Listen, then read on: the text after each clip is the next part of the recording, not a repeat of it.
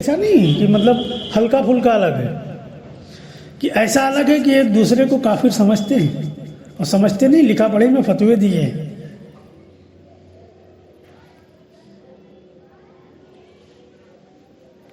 लिखा पढ़ी में फतवे।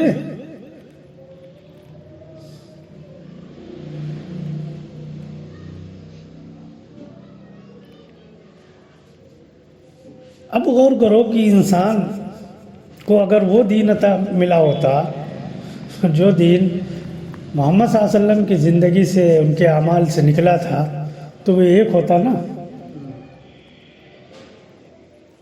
ज़ात तो आपकी एक ही थी कि कई थी? हैं? कि 10 सर तो आपके नहीं थे? एक जिंदगी, वो भी 23 साल, 40 साल जिंदगी तो नबूवत से पहले की। 23 साल जिंदगी में जो भी अमाल आपने किए या जो भी अमल किया आपने, कि उम्मत में कितने तरीके से पेश किया गया। हनफी कुछ बताएंगे, मालिकी कुछ बताएंगे, शाफई कुछ बताएंगे,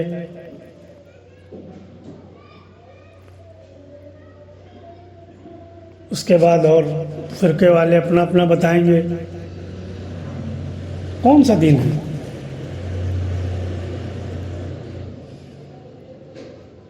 कौन सा दीन है इसमें से जो नबी की ज़ात से निकला है? हर एक का दावा तो यही है कि हम हमारे पास जो है वो नबी से साबित करते हैं, अल्लाह से साबित करते हैं। कोई दूसरे से थोड़े साबित करेगा कि उसका सिक्का ही नहीं चलेगा।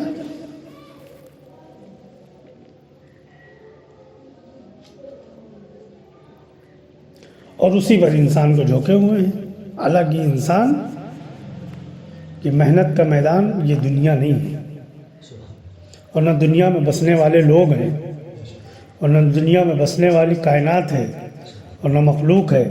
इंसान की मेहनत का मैदान वो इंसान की खुद की ज़ात है।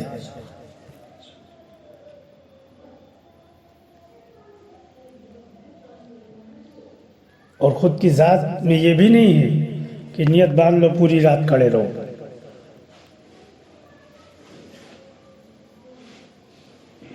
खुद की ज़ात की मेहनत का मैदान ये है कि इंसान उस रब को पहचाने जिसने इस रब को बनाया है। वो कहाँ है? उसको मस्जिदों में तलाश कर रहे हो, उसको मंदिरों में तलाश कर रहे हो, गिरजाघर में तलाश कर रहे हो कि नहीं है वहाँ?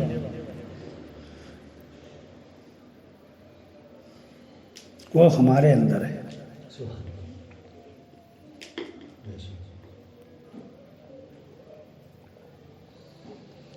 वही है जो सारे निज़ाम को चला रहा है।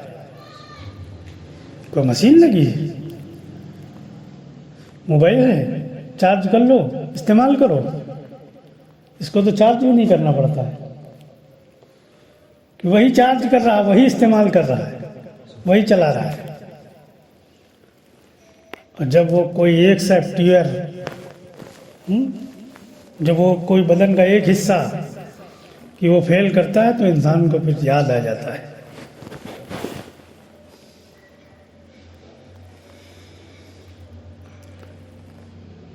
पूछो, जब उनकी जिंदगियां देखो जिनके किसी एक हिस्से ने काम करना बंद कर दिया हो। सिफालिस वाले हैं, पोलियो वाले हैं,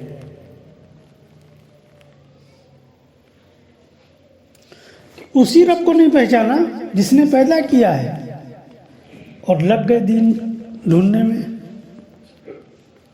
तहज्जुद गांठने में, तस्बीहात लेके बैठ गए। फिर किसके लिए कर रहे हो? उसको तो जान लो।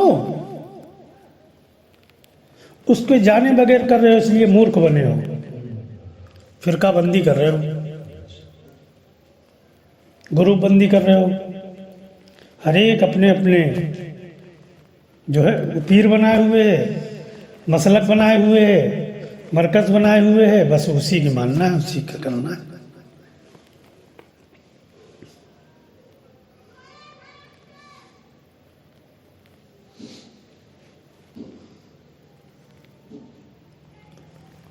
अभी एक जगह हम बैठे थे, थोड़ा दूर पे थे, एक साहब मस्जिद में बात कर रहे थे, हम थोड़ा अलग बैठे थे, लेकिन थोड़ा सा कान लगाया कि क्या कह रहे हैं। बहुत अच्छी तरह आवाज़ नहीं आ रही थी, तो वो बयान कर रहे थे। कमाल उस महफिल में बैठे थे, पता नहीं इनके जहन में है या नहीं है। तो निज़ामुद्दीन को लेकर और मौलवी साहब को लेकर बात करने लगे। आखिर उनकी बात का निचोड़ यह था, बीच की आवाज़ नहीं आ रही थी, हम थोड़ा दूर भी बैठे थे मस्जिद से अलग हिस्से में। तो वो कह रहे थे कि आखिर में जो उनका निचोड़ था वो ये था कि मौलवी साहब की बात को न मानना या उसमें शक करना ये इंसान की गुमराही है। और पूरा मूर्खों का मजमा बैठा सुन रहा था, किसी ने इस बात को नोट नहीं किया हो कि क्या कह रहे हो। किसी इंसान की बात का ठुकरा देना गुमराही हो सकता है?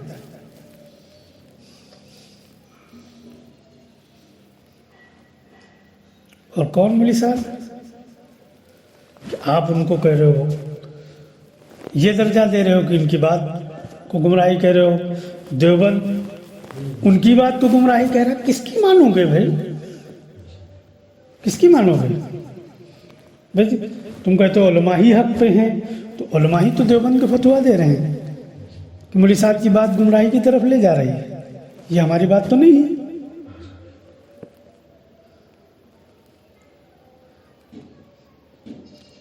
और ये उनके चाहने वाले ये बयान दे रहे मिंबर पे मस्जिद के बैठ के कि वजह क्या है? वजह ये है कि हमने रब को जाना नहीं है, रब को जानना भी नहीं चाहते हैं।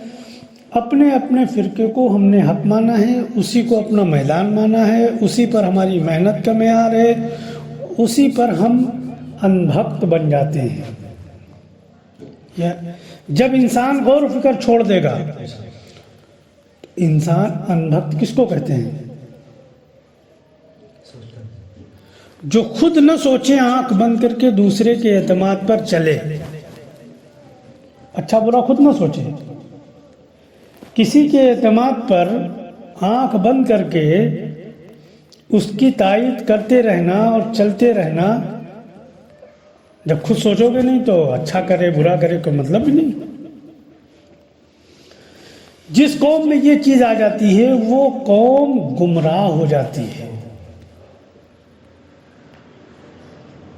हर फिरके के मानने वालों के अंदर ये चीज़ मौजूद है, इसलिए हर फिरके के मानने वाला गुमराही की तरफ खड़ा है।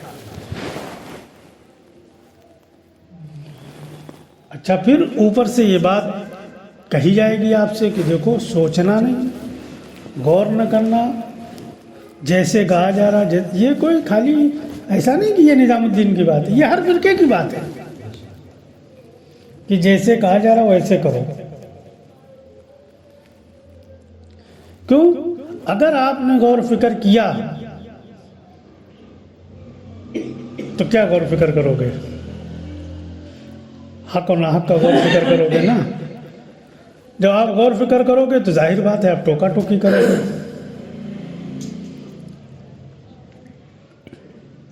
और जब आप टोका टोकी करोगे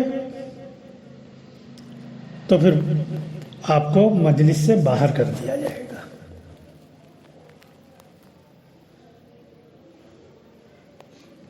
अभी पिछले रमज़ान का वाक़या है। एक इंसान ने, एक आदमी ने जो है वो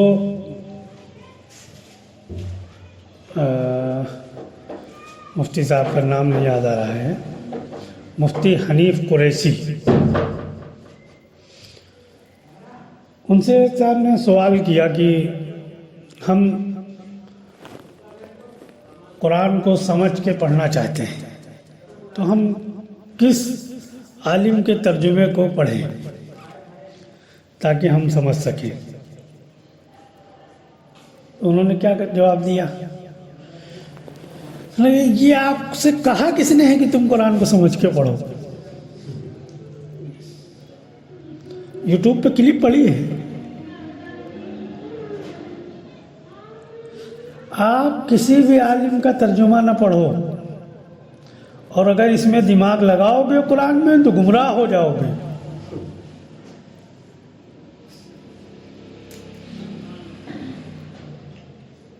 आप तो वो करो जो कहा जा रहा है। इंसान की गुमराही की सबसे बड़ी वजह यह है कि इंसान ने गौर फिक्र छोड़ दिया। इंसान मोहताज हो गया। आप किसी से कोई बात करो, वो आपकी सुनेगा और सुनते सुनते अपने माइंड में एक बात चलाएगा, इसको तो यार पूछना पड़ेगा। पूछे यार ये जो बता रहे हैं सही है कि गलत है? अल्लाह ने तुम्हें अकल दी है, तुम्हें दिमाग दिया है, तुम्हें शऊर दिया है, तुम खुद क्यों नहीं सोचते हो? जबकि अल्लाह ऐलान कर रहा कुरान के अंदर कि तुम्हें क्या हो गया, तुम क्यों गौर फिक्र नहीं करते हो? और तुम कहते हो पूछना पड़ेगा। और पूछने किससे जाओगे? फिरका बंदियत को आम करने वाले सरदारों से?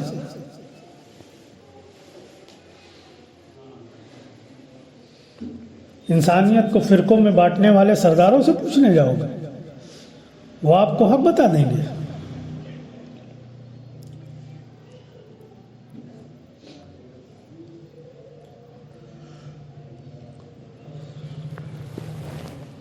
फिरका बंदियत में जुड़ना ये इंसान के लिए आसान है, आसान रास्ता, इसलिए जुड़ जाता है क्योंकि इसमें हर एक फिरके के साथ एक भीड़ होती है और जुड़ते जाओ।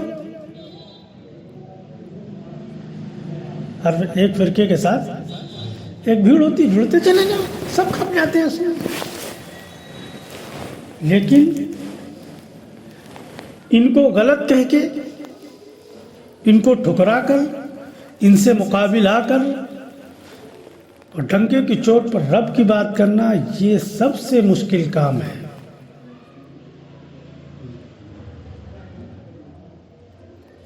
इसमें आपको मुआविन नहीं मिलेंगे, मुखालिफ मिलेंगे। इसमें आपसे मोहब्बत करने वाले नहीं पैदा होंगे, आपके दुश्मन पैदा होंगे। इसलिए दुनिया में जिस कोने में इस तरीके का इंसान पैदा हुआ और उसने ये आवाज़ उठाई, तो उसको उसकी कौम ने या तो सलाखों के पीछे भेज दिया, या तो बायकाट कर दिया, या तो जीना मुश्किल कर दिया। ये होता है। और जब तक आप सबको नहीं ठुकराओगे, रब को नहीं जान सकते हो। क्योंकि जहां आपने किसी की रियायत की, वही रब से ताल्लुक तोड़ा। रब के मामले में किसी की रियायत की, कोई भी हो, जिसकी रियायत की वही आपका रब बन गया और रब पीछे हो गया।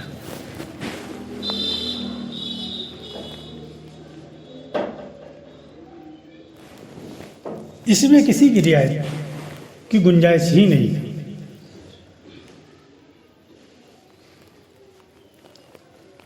अंबिया अलैहिस्सलातु वस्सलाम के साथ भीड़ जमा हुई, क्या मिला उनको?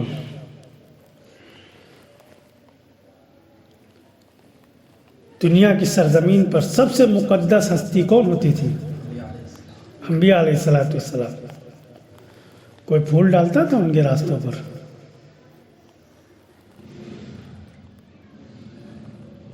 उनको मुखालिफत, उनको मार, उनको घरों से निकालना, मुल्क से निकालना, शहर से निकालना, उनके साथ ये होता था।